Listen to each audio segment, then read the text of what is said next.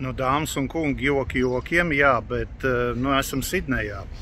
Viņa nav galvaspilsēta, ja kāds domā, bet viņa ir lielākā pilsēta Austrālijā, un teiksim tā, te ir bīstami, sakiet, ko gribat, te pat ir zīmes, jā, tu ej, smuks parks, it kā redz, tur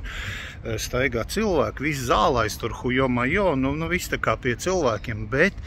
ir pat zīmes, jā, kad, reku man aiz muguras, kad ir ļoti augsta pideras aktivitāte, jā, high pedestrian activity, un arī minēts mazāk aizsargāts grupas, reku,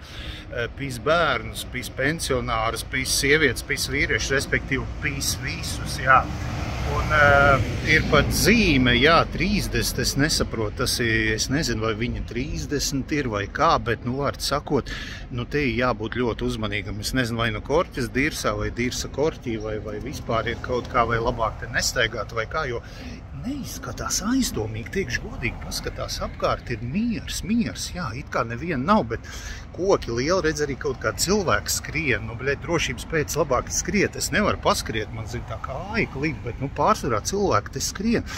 Tā kā, jā, ja jūs braucat uz Sidneju un jums varbūt ir kādas storijas, kā padalīties ar citiem, brīdiniet, kā brīdiniet savējos pensionārus, brīdiniet savus bērnus, vīrus, sievas,